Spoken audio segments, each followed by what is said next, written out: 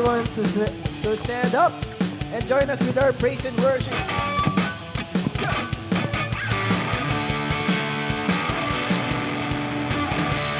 All for love, the Savior gave His life and took my place. And now I live for You. And all we do is bring You praise, bring You praise. Whoa, living for Your glory. Whoa, God, You set me free. It's the love that You gave and You took my place. For all the world to see, You gave everything. You gave everything. It was all for Me.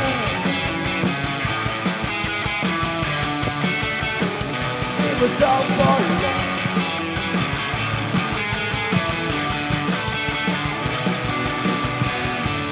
All the love the Savior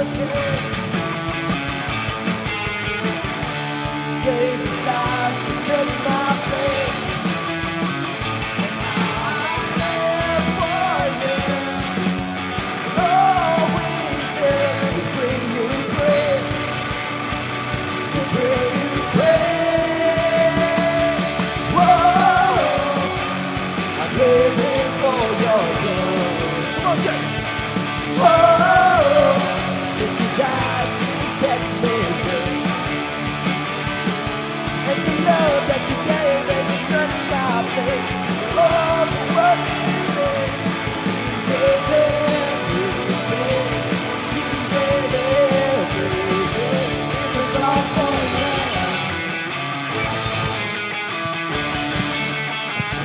It was all for Me.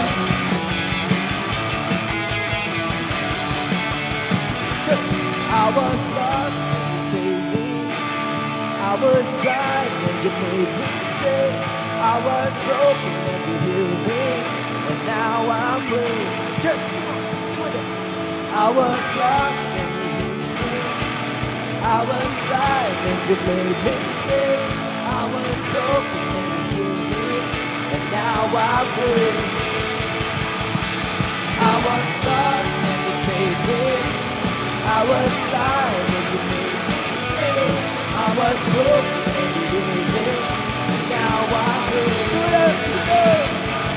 Whoa, I'm living for Your glory. Whoa, You died to set me free. And the love that You gave and You took my place. For all the world to see. You gave everything. You gave everything. It was all for Me.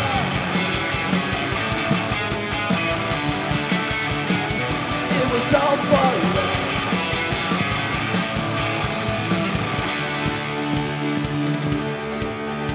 Come on, church. Let's all clap our hands.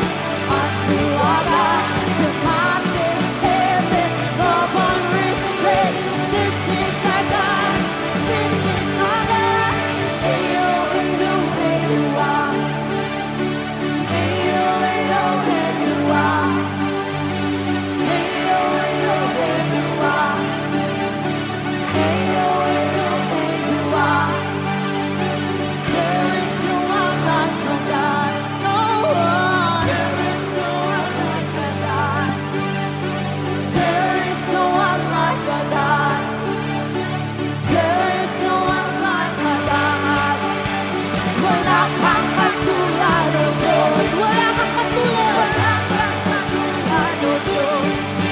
No hay nadie como nuestro Dios. No hay nadie como nuestro Dios. There is no one like our God. We say there is no one like our God. There is no one like our God. There is no one like our God. His glory, honor, and strength unto our God. Unto our God. To matchless, endless, love unrestrained. This is a God, ever rejoicing, praise and glory, honor and strength unto our God. Unto our God. To matchless, endless, love unrestrained. This is a God, ever rejoicing. Hey, oh, hey, oh, hey, oh, ah. Hey, oh, hey, oh, hey, oh, ah. Hey, oh, hey, oh, hey, oh, ah. Hey, oh, hey, oh, hey, oh, ah. Hey, oh, hey, oh, hey, oh, ah. Hey, oh, hey, oh, hey, oh, ah. Hey, oh, hey, oh, hey, oh, ah. Hey, oh, hey, oh, hey, oh, ah.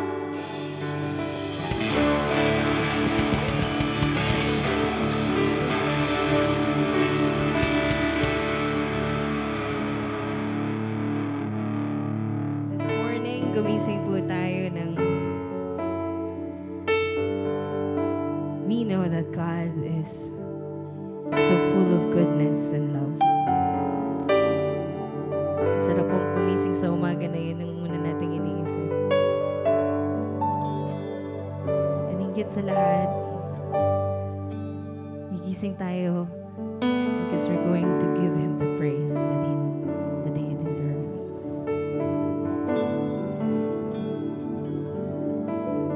If you feel like you want to say something to the Lord na hindi mo po kaya pang masabi, maybe this is the perfect time you say it. Let's sing this beautiful song as if this is your prayer to God. Iyong dinggin, itong dalangin sa puso at damdamin.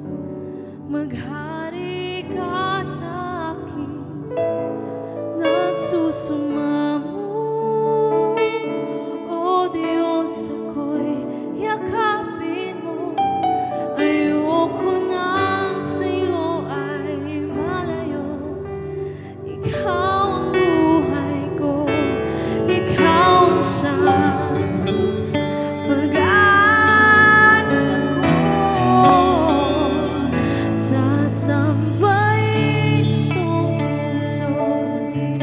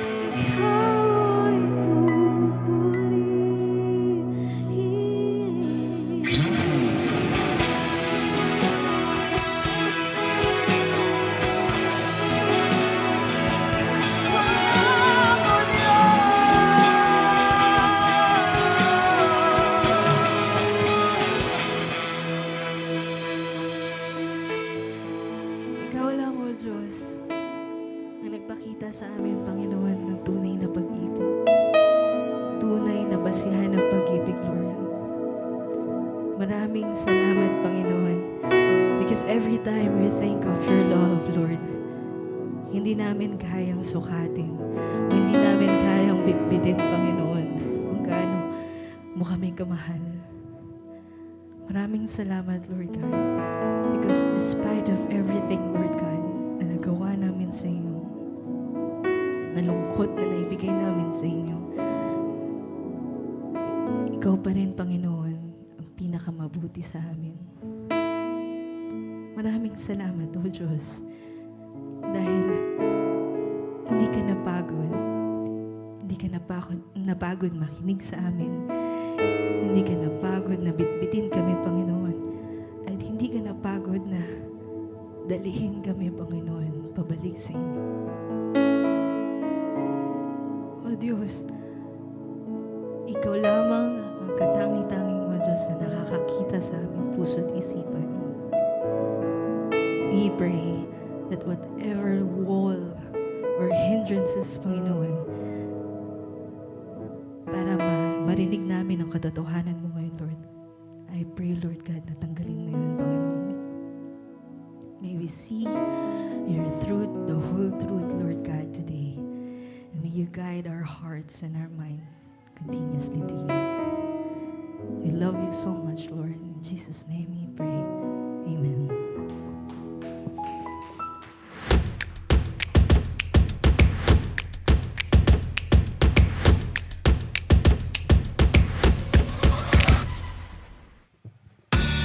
Hey there, I'm Cha, and I'm so glad you're here. Welcome to LifePoint Church. Thank you for taking the time to join our live worship experience. In just a bit, the band will play another song.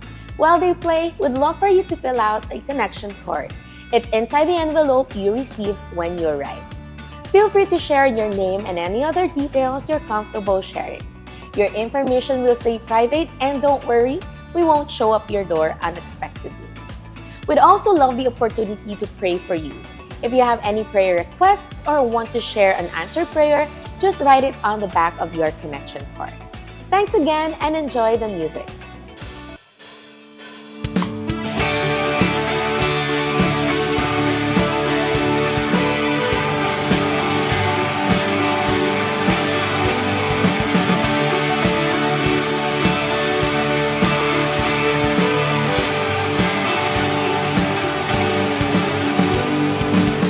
Who breaks the power of sin and darkness? Whose love is mighty and so much stronger? The King of glory, the King of all kings, who shakes the whole earth with holy thunder and leaves us breathless in awe and wonder. The King of glory, the King of all kings. This is amazing grace. This is unfailing love. That you would take my place, that you would bear my cross. You lay down your life, that I would be set free. Oh, Jesus, I sing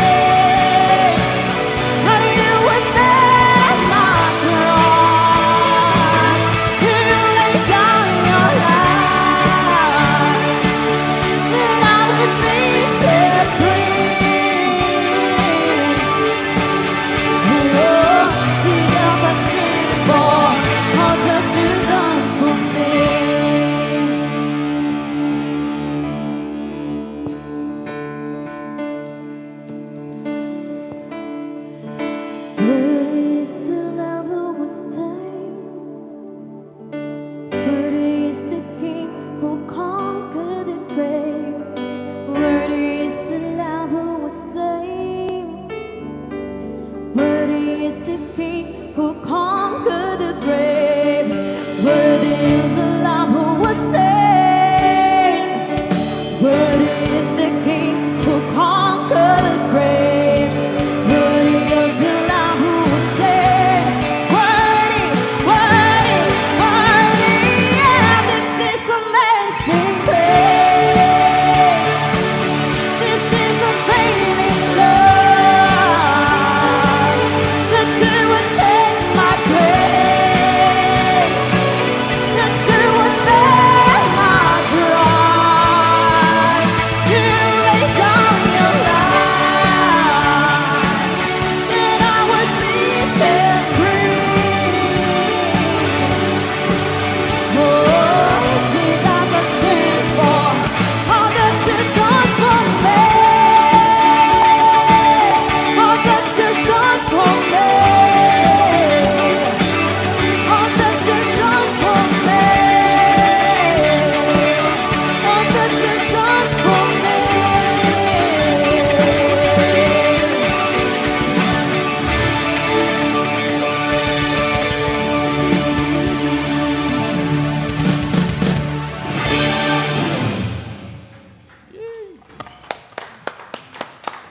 Good morning! Good morning po sa inyong lahat.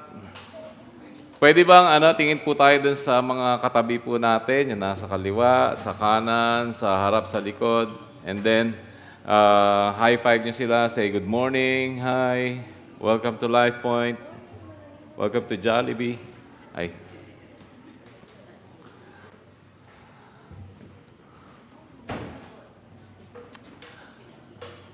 Now, one of the most amazing places, sa mga pinakamagagandang lugar na napuntahan po namin, was the Angkor Wat in Siem Reap, Cambodia. Punta kami doon noong 2012. And yung Angkor Wat is known to be the largest religious monument in the world. So big. Hindi ko alam kung gaano kalaki. Siguro parang, if you imagine, siguro yung simula dun sa may simbahan ng Antipolo, probably, I don't know, baka hanggang Nayon Silangan. Tapos gawin mong square yon, ganun kalaki yung monument.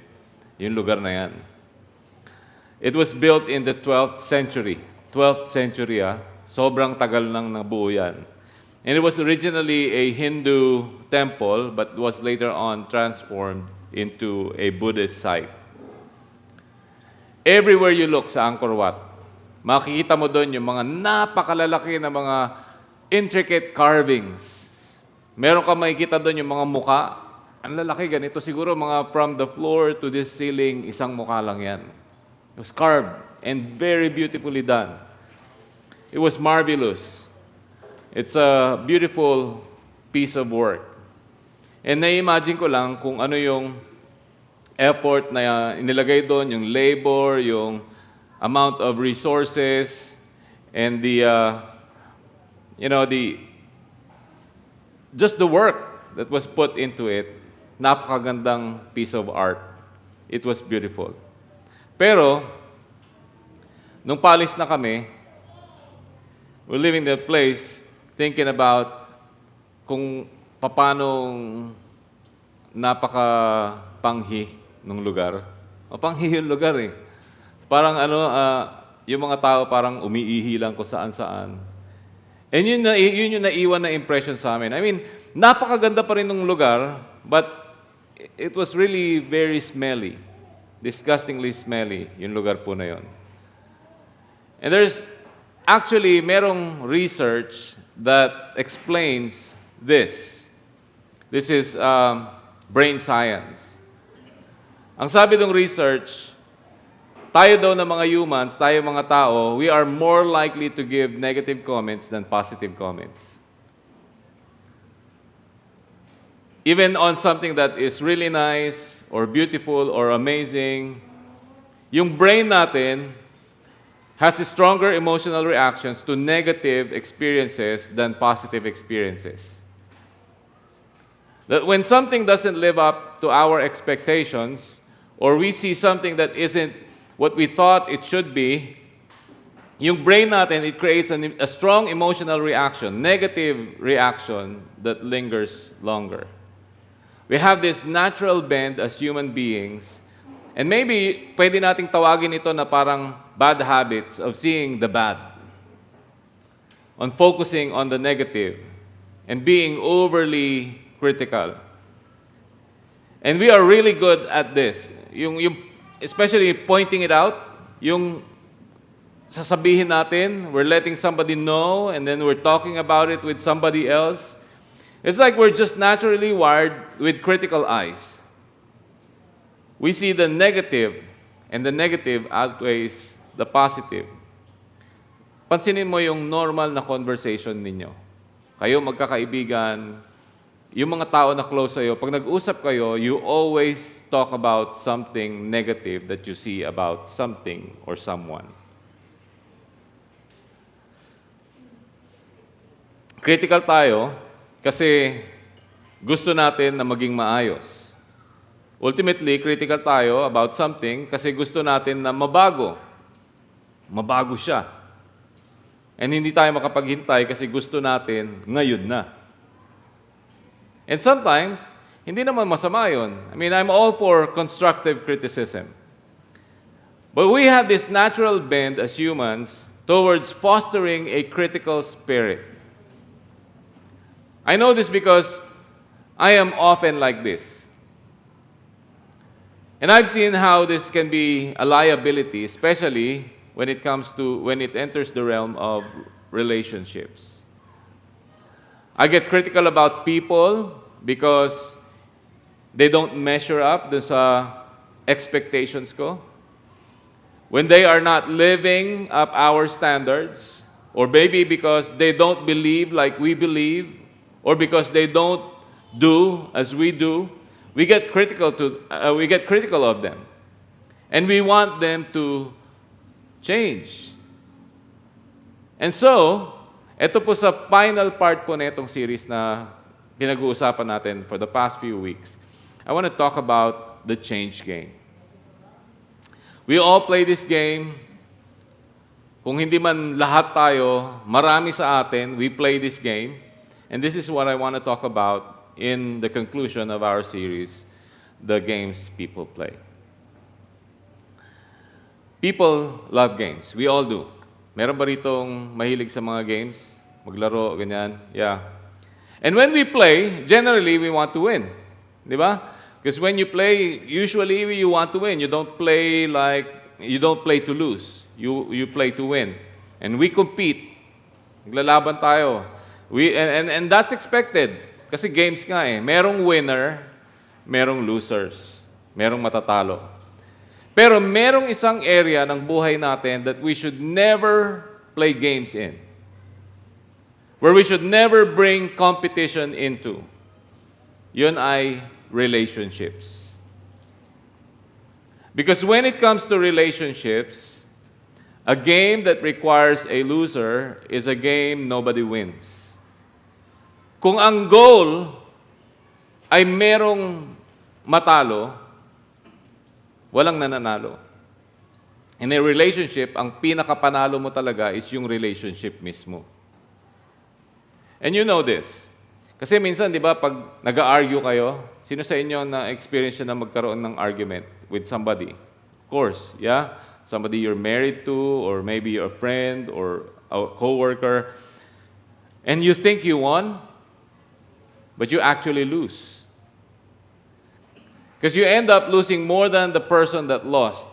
Ang nangyayari, meron kang regrets, meron kang pain, there is pain, meron collateral damage na kailangan mong ayusin, and then kailangan mong mag-apologize.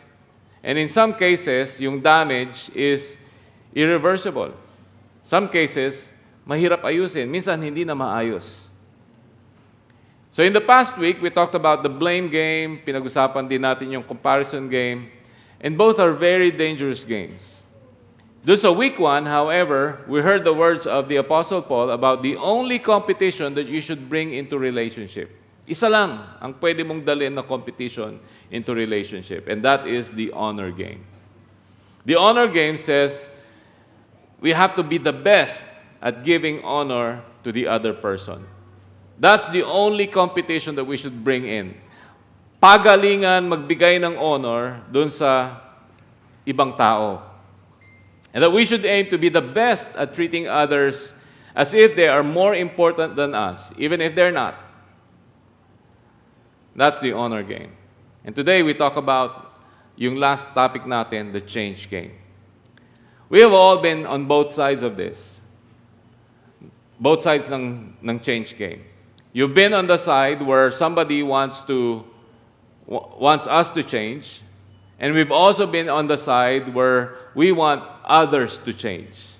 So we've been on both sides, different sides of the change game with different people, different relationships, maybe with someone you're married to, maybe with someone that you are raising up, maybe with someone that you work with, somebody that you lead, or somebody that is friends with you. We've all heard, and we've all said, and we've all thought, you should fix that. You should work that out. You should work on that. They should stop doing that. They should stop doing this. And again, hindi po, ang pinag-uusapan natin dito ay hindi yung constructive criticism or constructive feedback. Lahat yun, maayos yun maganda yung mga yun. But the change game becomes so toxic when we cultivate a critical spirit that misses the heart of God towards people, and it hurts relationships. And before you know it, you and I, nagbibuild na tayo ng moral high ground. Kasi napakadali na i-recognize, napakadali na hanapin, i-identify kung paano magiging mas okay ang ibang tao. Napakadali. It comes so naturally of us.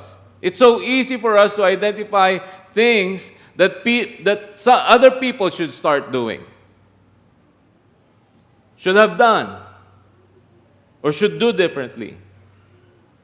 At hindi natin napapansin, nagkikreate na tayo ng parang building, we're already building a moral high ground, and we stand on it, and tinitignan natin yung mga tao from that platform, and we're looking down at other people.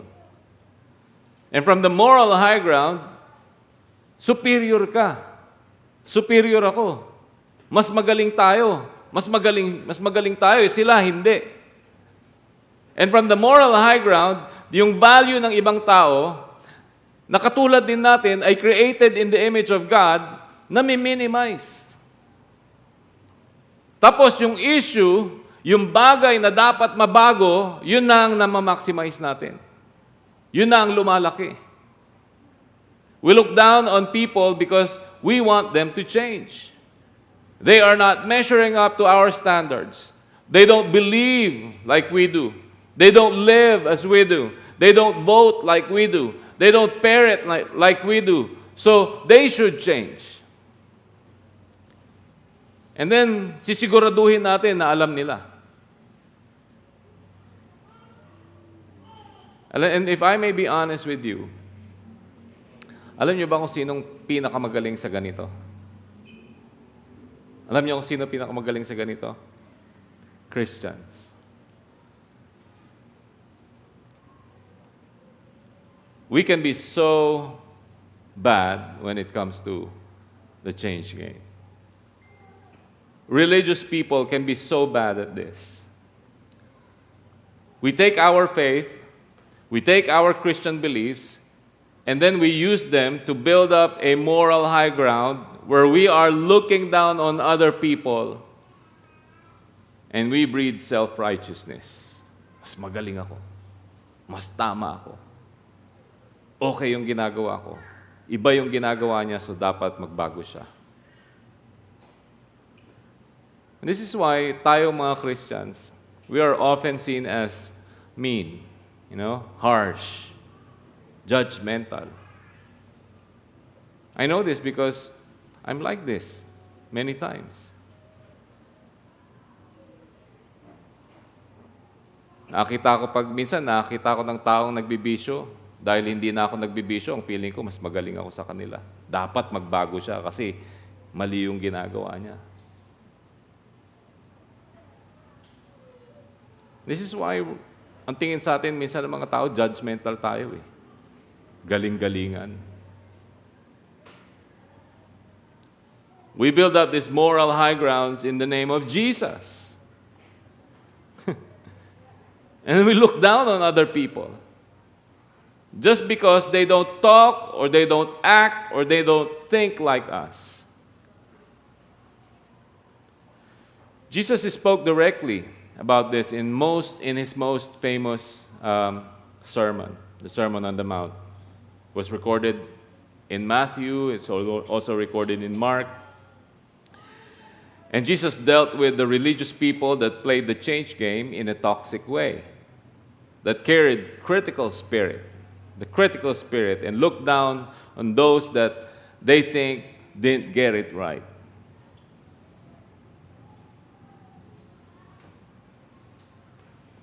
And so we read this passage in Matthew chapter 7, verse 1. Sabi ni Jesus, do not judge. Do not judge. You know, this verse tends to be often misunderstood. Kung ikaw po ay Christian na, ng medyo matagal-tagal na, you've told somebody, meron ka na nasabihan nito, wag mo akong i-judge. Don't judge me. Don't judge me. But what Jesus isn't saying is really important. Ang hindi sinasabi ni Jesus dito, sa words na to, netong sinasabi niya rito, is He's not saying that we should never talk about what's right or what's wrong. He's not saying that. He is not saying that we should never speak the truth in love. He is also not saying that we should never have a space for conversation, to help other people, that we should never invite conversation, natulungan tayo ng ibang tao. He's not saying that. The word judge is specifically related to an attitude of superiority. Yung iniisip mo na mas mataas ka, or mas magaling ka, or mas maayos ka. This is when we criticize faults and we jump on other people's failure and condemn other people without a loving concern for them as human beings. We walk in with a critical spirit na para bang naghahanap tayo palagi ng mali. And then we point it out. We point out the fault in others. At hindi natin yun ginagawa because we care about the person. Kaya natin ginagawa yun is because we care more about the issue. Yung issue na ang nagiging primary concern natin. And from the vantage point, on the moral high ground, yung humanity ng isang tao ay wala nang mas mababa na yung value. Mas mataas yung importansya ng issue kesa sa importansya ng tao. The word judge here is in the present tense. Ang ibig sabihin, wag mong gawin na practice or wag mong gawin na habit.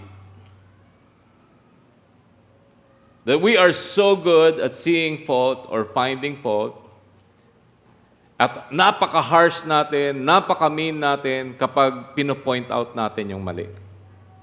That we are so good to judge before we are compassionate. We care about the issue first before we think about the human on the other side of it. Nagiging legalistic na tayo instead of being loving.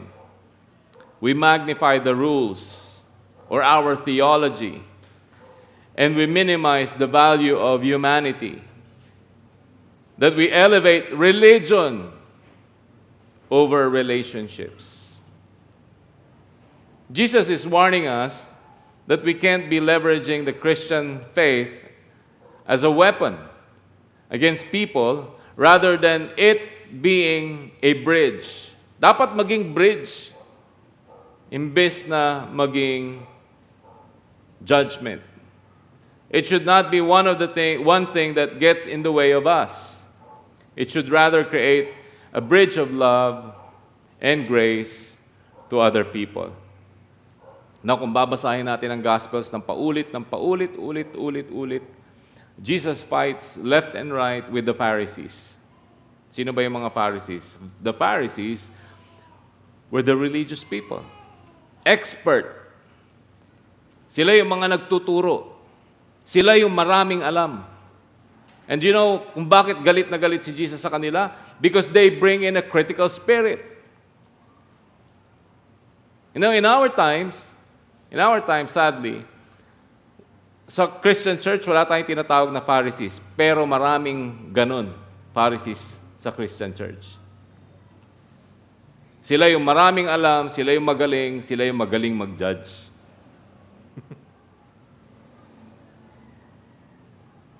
As if nobody else measured up to them. Sometimes it was no longer about the law. It's all about their ego. Walang totoong concern for the lives of other people. Walang pakialam sa puso ng ibang tao or sa faith nila. Doon nagkakaroon ng tension yung change game. Doon siya nagiging mali, doon siya nagiging pangit. So then Jesus said, "Do not judge." And again, this is not about right or wrong. In fact, si Jesus has no issue about changing. His whole business is about changing lives. So wala siyang problema about changing. Ang issue ni Jesus is about bringing that critical spirit. Doon siya may issue. And he says this, sabi niya, "Do not judge or you will be judged." Yung pangalawang word na judge dyan, yung nasa may dulo, that's referring to a divine judgment. So ang ibig sabihin ni Jesus, be careful na wag mong gawing habit or wag mong kasanayan na ikaw ay palaging naghahanap ng mali sa mga tao, or you will be judged by God. Ang galing mo mag-judge na ibang tao, pag sige, gawin mo yan na habit, tuloy-tuloy mo lang yan, kasi darating yung panahon, i-judge ka ni God.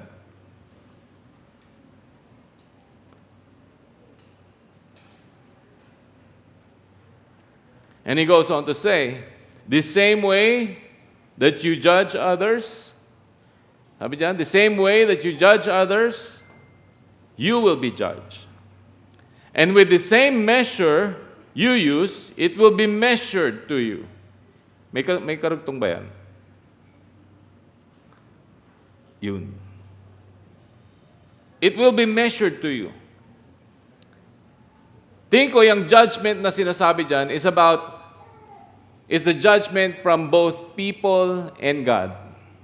Yung mga tao, i-judge ka na. Kasi napaka-judgmental mo, yung pagiging judgmental mo, babalik sa'yo.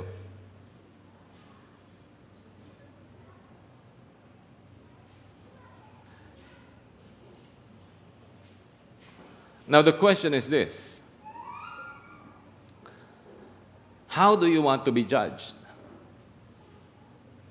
How do you want to be judged?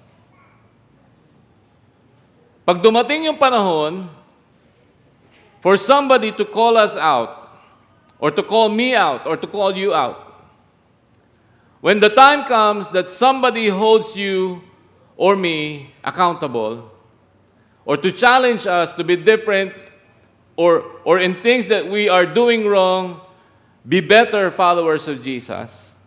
When the time comes for that moment na ikaw naman yung i-judge ng ibang tao, how do you want that conversation to go? How do you want that conversation to go? Gusto mo ba na merong pagka-judgmental? Yung pagsabi sa'yo?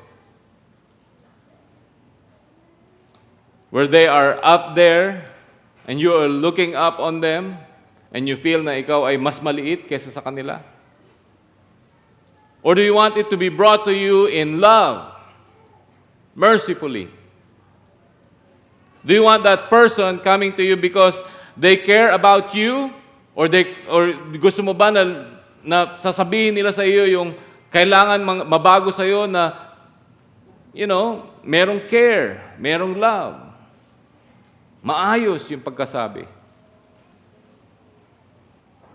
Ewan ko po sa inyo, but when I get judged, and it's not an issue of if, it's actually when. Kasi darating at darating talaga yung panahon. Hindi ko maiiwasan, I will be judged.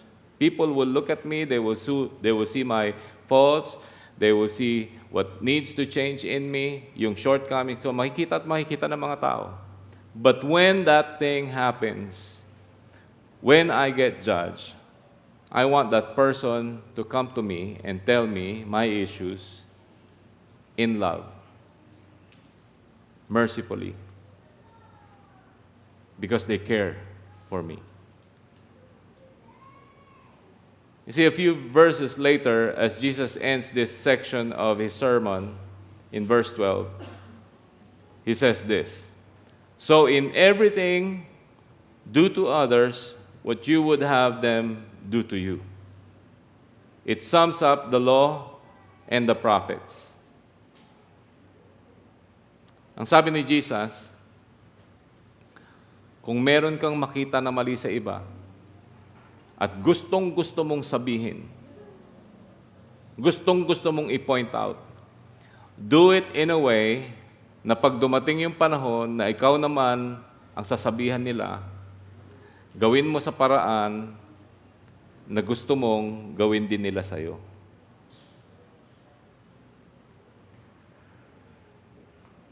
Do it with grace, with love, care on the person, not more than the issue. In verse 3, Jesus uses this imagery to show how toxic this change game could be. Verse 3, sabi niya, "Why do you look at the speck of sawdust in your brother's eye and pay no attention to the plank in your own eye?" Sabi niya, why do you focus on the flaw of somebody else and you conveniently ignore yung plank na nasa may mata mo? Sabi ni Jesus, look, ang daling-galing mo, nakikita mo yung kahit na maliit na, anong tawag doon? Yung dust, yung alikabok sa mata ng ibang tao, pero hindi mo napapansin, merong malaking kahoy na nakalabas niya sa mata mo.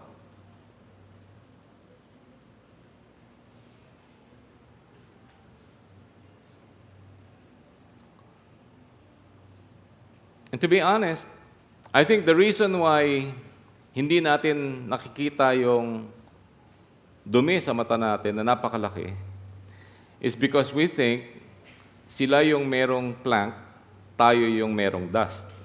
Mas malaki yung issue nila kaysa sa issue natin. Mas malaki yung problema nila kaysa sa problema natin.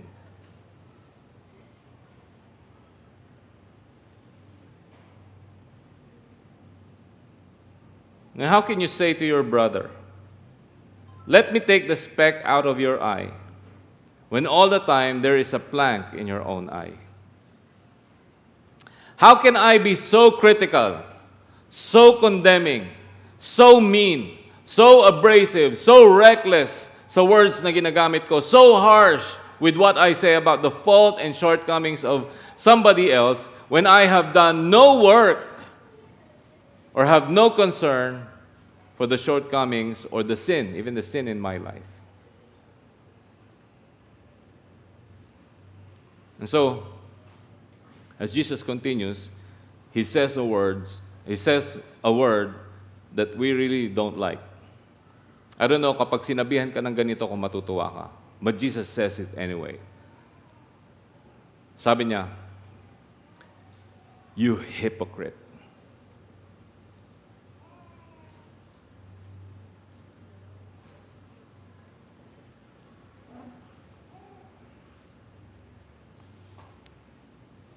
Nakikita mo yung mali sa iba, pero ini-ignore mo yung sarili mo, yung sa sarili mo. You're holding other people to a moral standard that you don't even fully adhere to. You don't even fully submit to. You're judging others with a critical spirit, but expecting, sometimes demanding, na pagdating sa'yo, dapat maayos yung pagkasabi.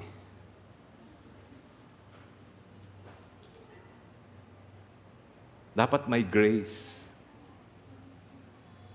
You hypocrite.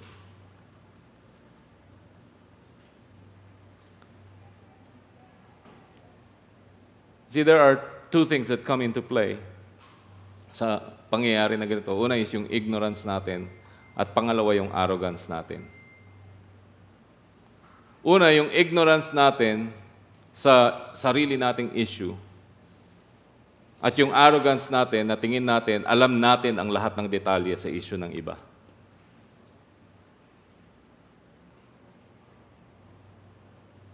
So, does this mean i-ignore ko na lang yung mga ganito and never hold anybody accountable?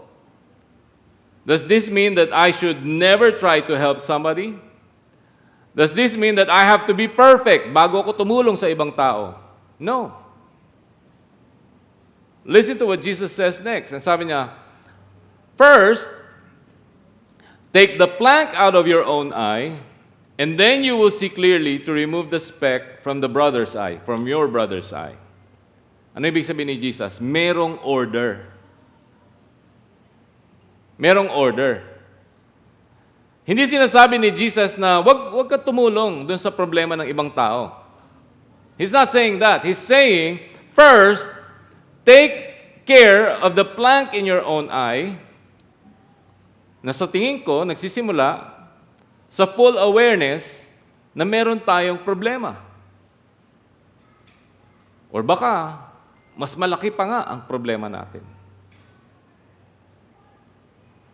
Recognizing that we need help, that we need people in our lives to help us, to correct us, to grow us, to challenge us, to hold us accountable.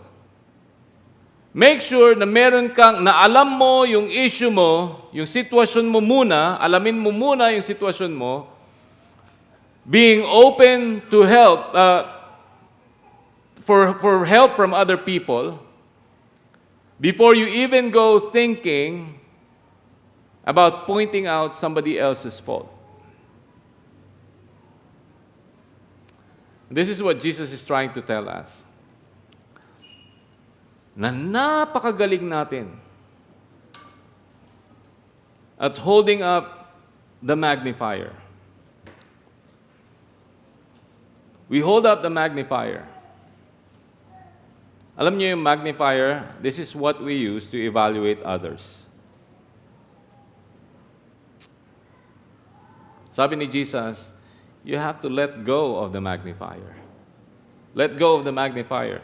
You should be spending more time in the mirror.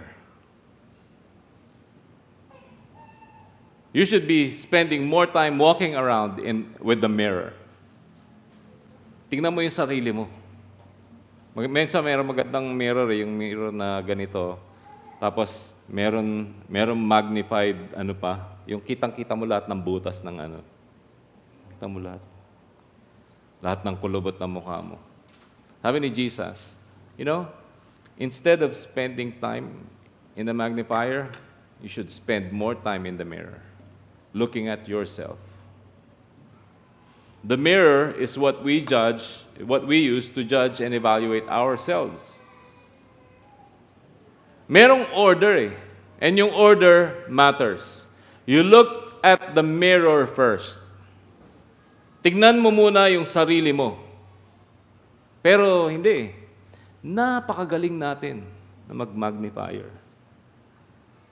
Huy! Kitang-kita. May mali yung ginagawa nito. May mali sa'yo. Naku! Napakagaling natin sa magnifier. Kitang-kita natin yung mga kulang ng iba. And we love doing it.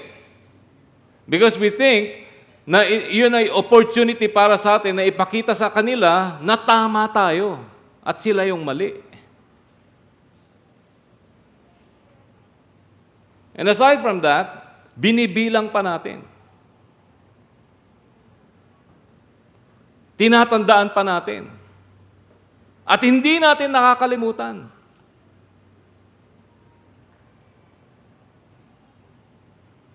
Alam niyo ba kung bakit we are so prone to holding up the magnifier? I want to share with you 3 reasons. I think there are more than 3, pero 3 lang yung pag-uusapan natin para naman makauwi tayo, di ba? Bago mag-lunch. So, 3. Una, because we have an elevated view of ourselves. Tingin natin mas magaling tayo sa kanila. That's why we love to hold up the magnifier.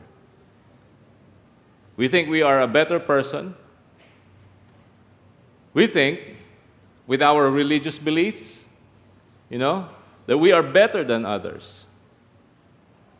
Or because we're doing it, they're not, that we are better than them.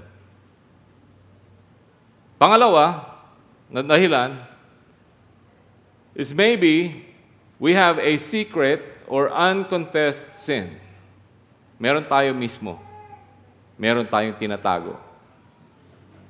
Para itong defensive mechanism. Yung magnifier mo, dali mo nakikita yung mga mali sa iba kasi defensive mechanism mo yon. Bago sila pumunta sa akin, ay they point out yung mali ko, uunahan ko na. Unahan ko na sila. Kasi ayoko na mapag-usapan yung issue ko eh. Yung issue na lang nila yung pag-usapan natin. It's an attempt to deflect our personal guilt. Pangatlo, we are so prone to holding up the magnifier because we are misunderstanding the heart of God. We misunderstand the heart of God. When we are being critical, we think we are promoting godliness. Pero si Jesus doesn't actually do this. He didn't come to this world to get anybody. Jesus came to this world to give His life as a ransom for many. Para i-win yung mga tao to His ways. To win people to the love of the Father. To win people to a better way. The longer we hold up the magnifying glass, the more judgmental I become. The more legalistic I become. The longer we hold up the magnifier, yung capacity natin for compassion ay lumiliit. Yung capacity natin na magmahal sa iba, lumiliit ng lumiliit kasi ang nakikita natin, puro mali. And the longer we hold up the magnifier, yung motivation natin will be so misaligned with God, with the heart of God. We do more harm than good. The longer we hold up the magnifier, we will start to believe na tayo yung tagapagbago sa ibang tao. At makakalimutan natin na wala naman tayo talagang kakayanan na magbago ng tao. Si God lang naman ang kaya magbago ng tao. Yung sabi ni Jesus, first, you put down the magnifier and you pick up the mirror. And this is the only way you can stop the toxic change game. You see, the longer you hold up the mirror, the more you are aware of your sin, of your own sin, your own fault, your own shortcomings. And ang gagawin nun, bibigyan ka niya ng mas malambot na puso para sa ibang tao. It will lead you and me to have way more grace, way more compassion. Hindi ibig sabihin na less truth, but a lot more grace.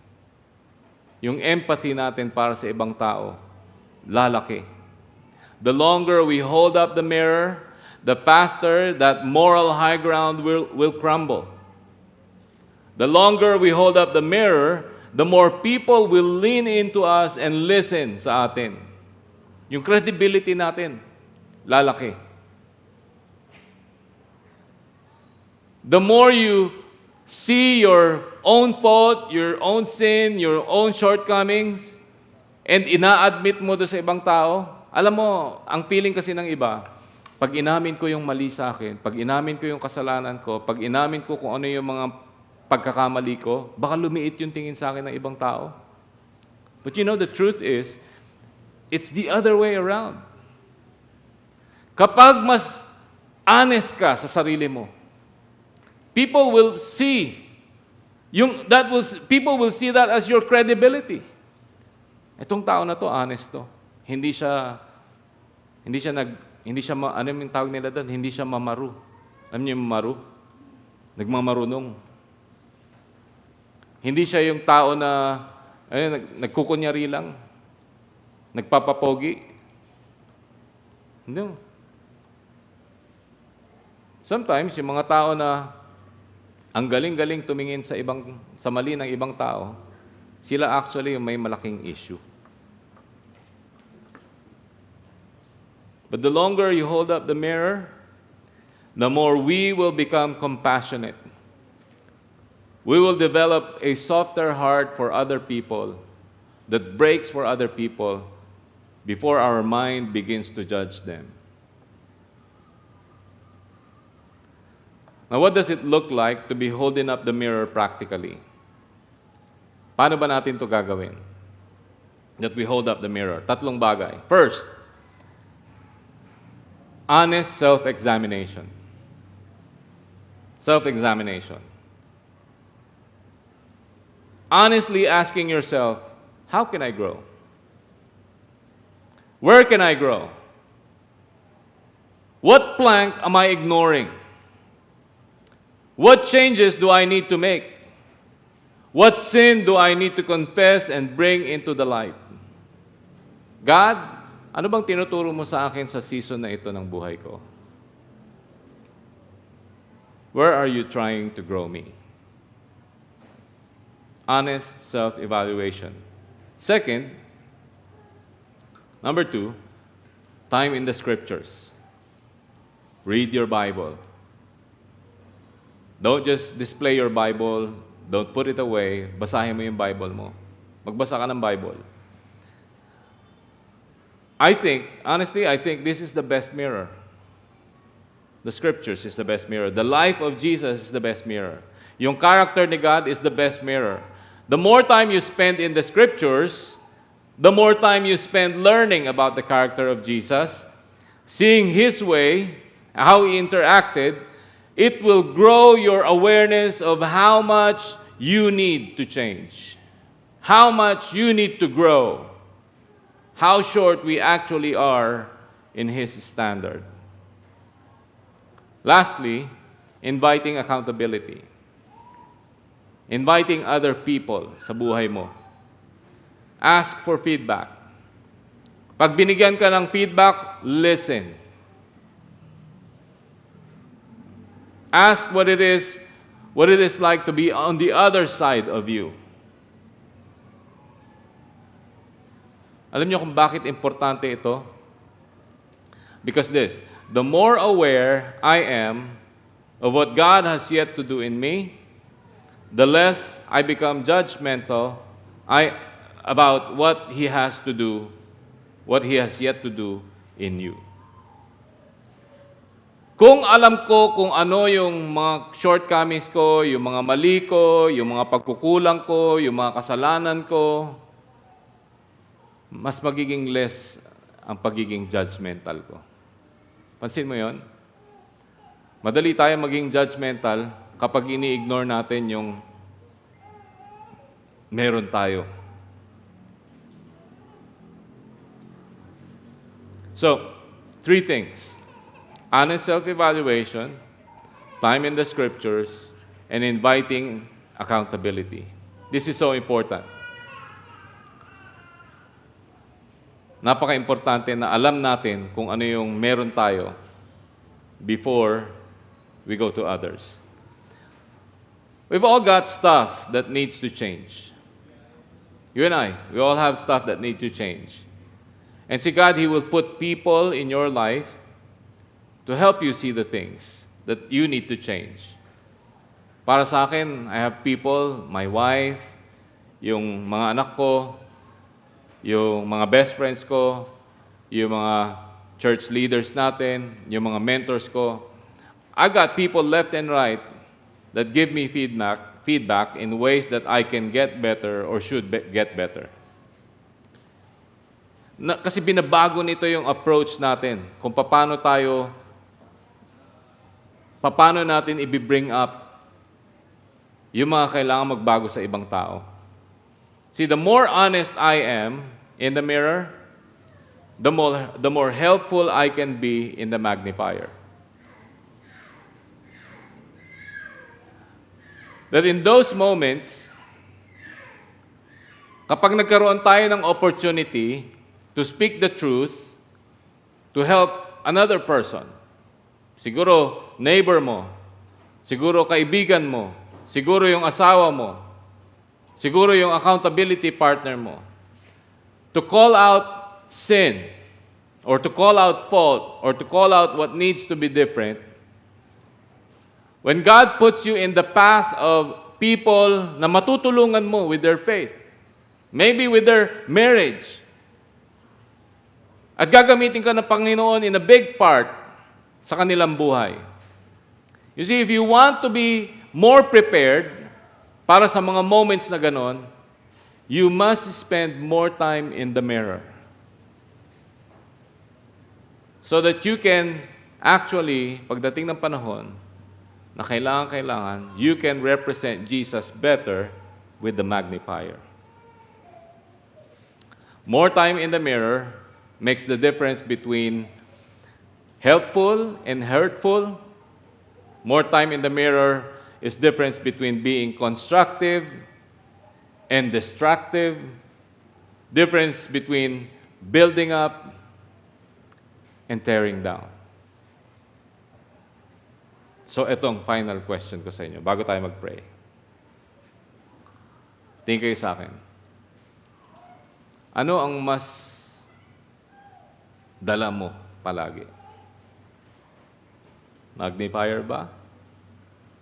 O mirror? Ano ang mas paborito mong gawin? Magnifier ba? Or mirror? Will you join me in prayer? Heavenly Father, thank you so much for your word, Panginoon, sa honesty ng iyong salita. And sometimes, truth be told, Panginoon, minsan masakit ang salita mo. Kasi it confronts us with the truth.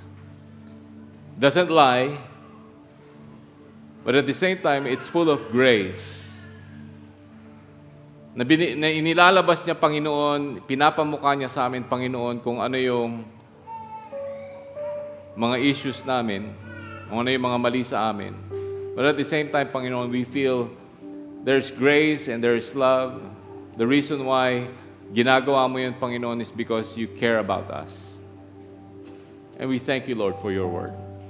Thank you that we can open it up, feel your love, but at the same time, Panginoon, gusto mo, Panginoon, na maging mas mabuti kami.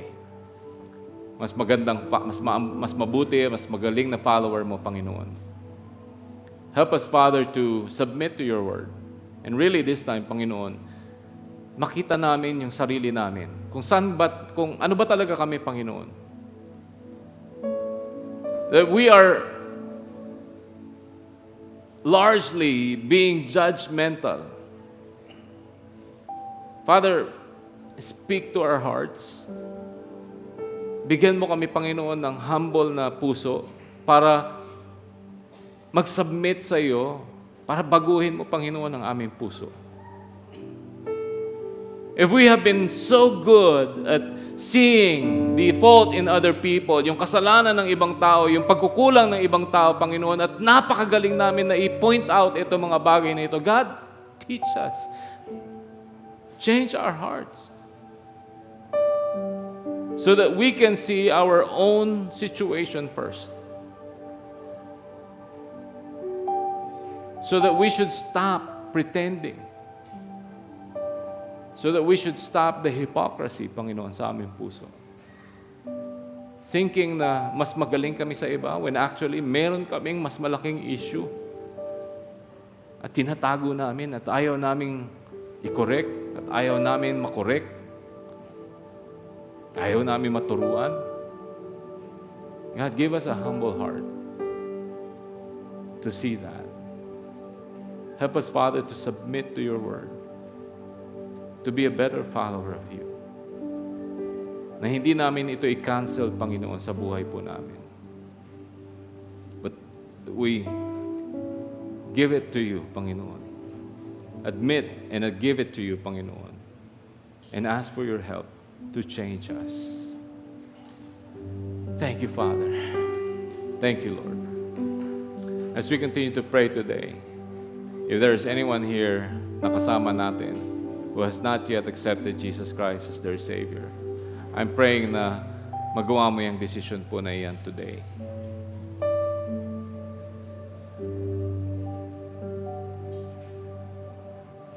Jesus loves you. God loves you. And Jesus died on the cross to pay for your sins. A problem that we cannot solve. The problem that caused us separation from the Father. Wala tayong magagawa sa sarili nating kakayanan para mabago yung problema natin na yan, masolve yung problema na yan. But dahil sa pag-ibig ng Panginoon sa atin, ginawa niya ng solusyon. Namatay si Jesus Christ sa krus. Kahit na hindi niya deserve yung ganung kamatayan, He submitted to that kind of death, to that punishment, dahil sa pag-ibig niya para sa atin. Yung kamatayan ni Jesus sa krus ay naging kapayran para sa ating mga kasalanan, lahat ng ating mga kasalanan. At kung tayo ay mananampalataya kay Jesus Christ, tatanggapin natin siya bilang ating tagapagligtas. Ang promise ng Panginoon ay patatawarin niya tayo. Magkakaroon ng kapatawaran para sa lahat ng ating mga kasalanan. At magkakaroon tayo ng buhay na walang hanggan. Ang ibig sabihin nun, yung pagkahiwalay natin sa Diyos ay muling maayos sa pamamagitan ng ginawa ni Jesus Christ. Put your faith in Him, trust Him, and make that decision today. And if you want to make that decision right now, join me in this prayer, this simple prayer. Sabihin mo lang, Panginoon, I am a sinner. Hindi ko kayang i-deny, Panginoon, na ako'y makasalanan. And I understand, Father, that the sins in my life have caused me to be separated from you. And I also admit, Panginoon, na hindi ko kayang, Panginoon, na ayusin yung problema po na yan. But I am grateful, Father, for your love, for the sacrifice of Jesus on the cross, that He died on the cross to pay for my sins. And today, I'm putting my faith in Him. Nagtitiwala po ko sa Kanya, Panginoon, at tinatanggap ko siya bilang aking tagapagligtas ngayong araw na ito. Jesus, I open my heart and I receive you as my personal Savior. I receive the gift of salvation. I receive the forgiveness that comes with you.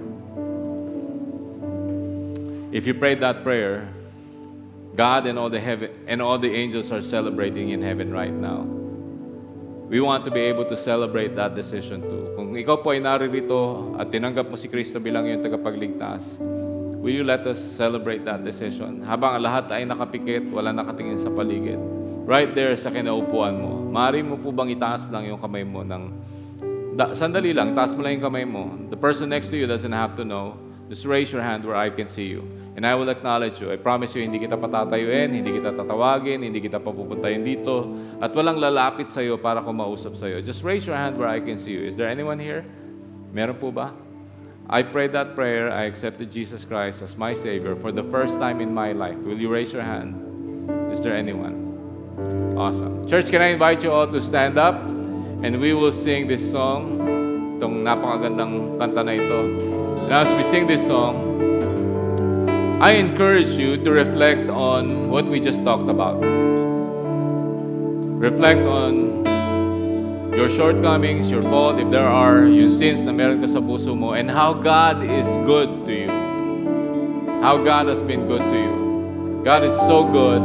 Ang sabi ng John chapter 1 verse 9, kung iko-confess mo ang iyong mga kasalanan sa Panginoon, handang-handa ang Diyos na patawarin ka. It's that good. He is so good. Napakabuti ng Panginoon para sa atin. So I encourage you to reflect on that as you sing this song and make this your personal worship to the Lord. Sing this song together.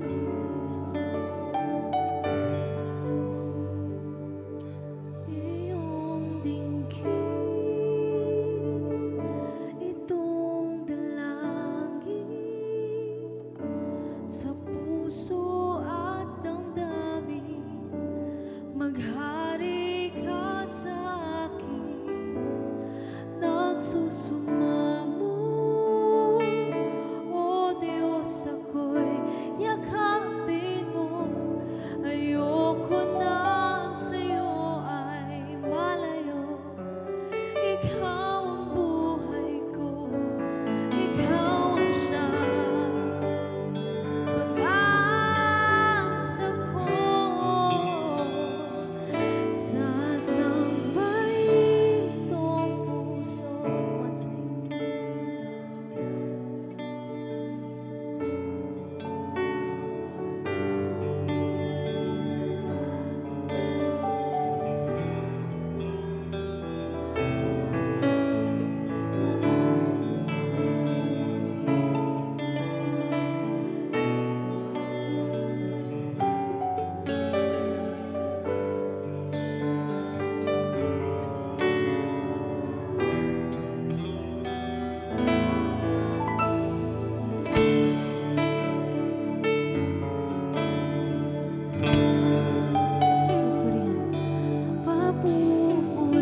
Papupurihan, banal ngalan.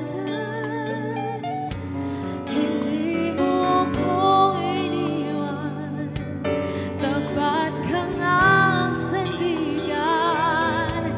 Nagsusumamo, o Diyos, ako'y yakapin mo. Ayoko na sa'yo ay malayo. Ikaw ang buhay ko, ikaw ang siyang pag-asa ko. Sasambahin itong puso, itatakhan sa buhay ko. Sa bawat sandaling nasasaktan, salamat at ika'y nariyan, ika'y luwalhatin. Dalang ko'y sasambahin, hindi limutin pag-ibig mo sa akin. Ikaw ay pupurihin, sasambahin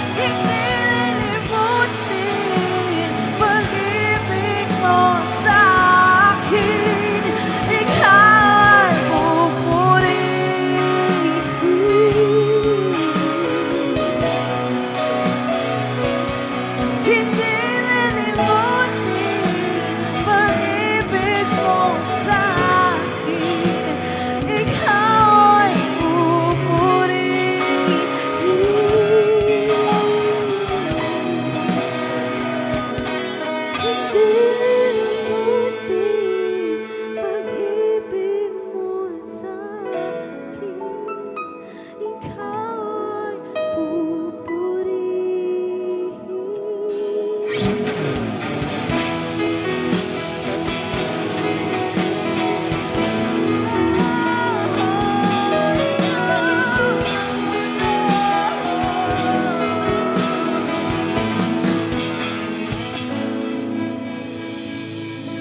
you for worshiping with us po. Please be seated.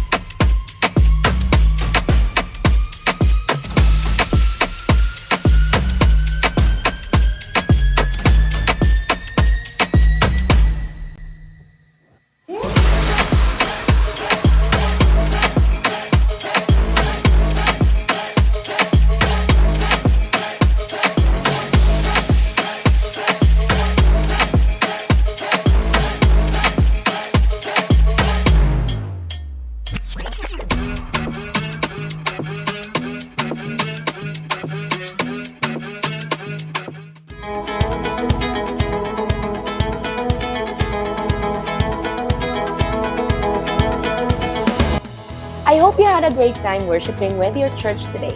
I'm Cha and I serve with the Hangouts team. My team's goal is to lead students to a growing relationship with Jesus Christ.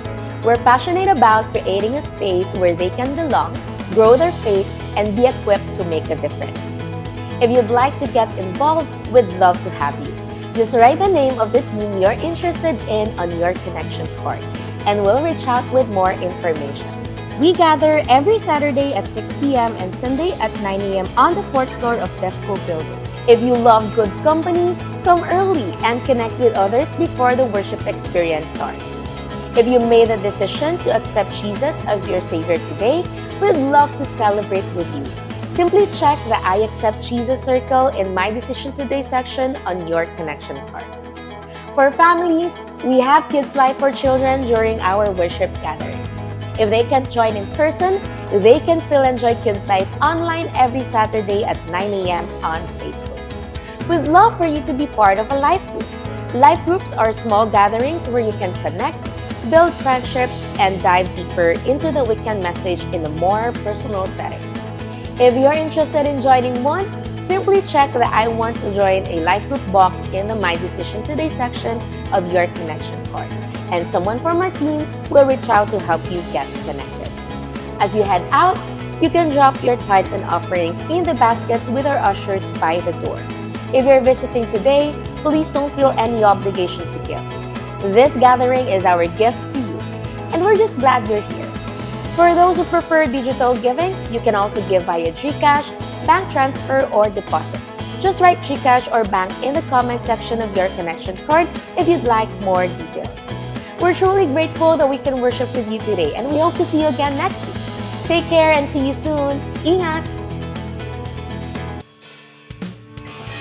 Thank you everyone for worshiping with us today. Para po sa atin Talk It Over, pwede nyo itong picturean. See you all next week.